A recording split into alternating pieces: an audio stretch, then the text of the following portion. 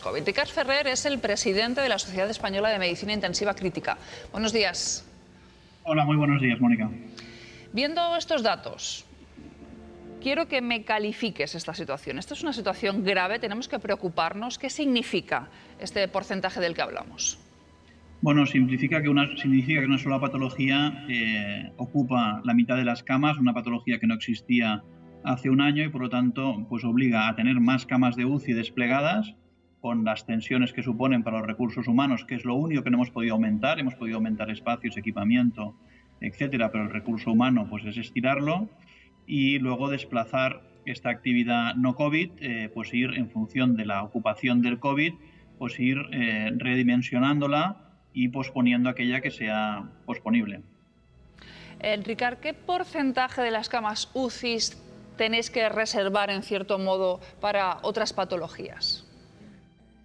A ver, desde luego ahora mismo con este porcentaje de pacientes COVID, o sea, cuando sube el porcentaje, básicamente lo que estamos haciendo es arrinconando al paciente no COVID. A veces se arrincona de forma natural porque a medida que vamos confinando más, pues la demanda de patología no COVID disminuye, por ejemplo, la patología traumática, pero otra la tenemos que arrinconar dentro de la que podemos nosotros modular. Por lo tanto, estos porcentajes están afectando a patología no COVID que se ve afectada o bien podría ser una razón, pues pacientes que su proceso quirúrgico necesita una cama de UCI cuando sale del quirófano y no se la podemos ofrecer y por lo tanto esa cirugía no se puede hacer, o bien porque en esa expansión de camas de UCI necesitamos los profesionales del quirófano y entonces no es que no podamos atender la salida del quirófano, sino que no podemos hacer ni la cirugía porque los profesionales los hemos desplazado a las UCIs, ¿no? Lógicamente cada hospital tiene que ir decidiendo cómo varía esa actividad y intentando no impactar en aquella actividad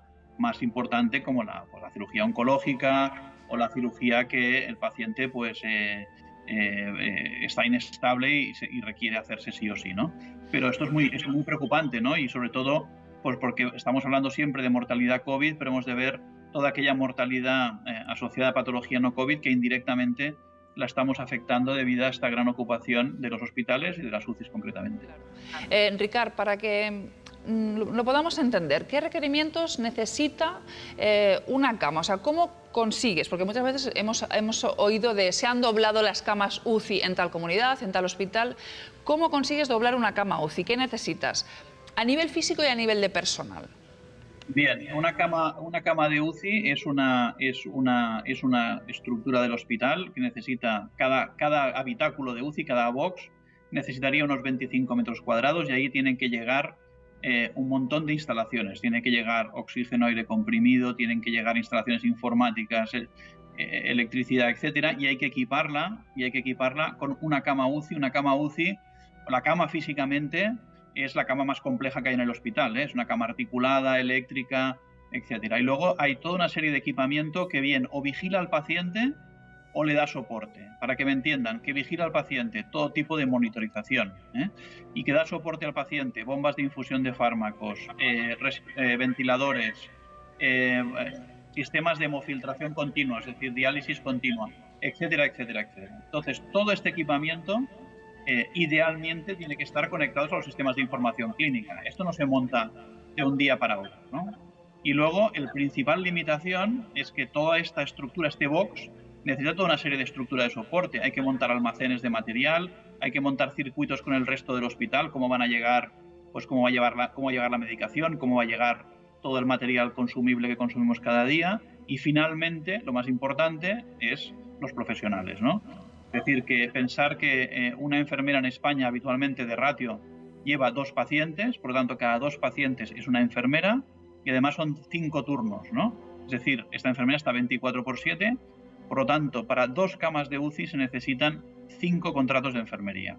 Cada 2 camas que abres, si alguien dice he abierto 20 camas de UCI en un nuevo dispositivo, pues necesita para esas camas de UCI 10 enfermeras por 5 turnos, 50 enfermeras, 50 contratos de enfermera.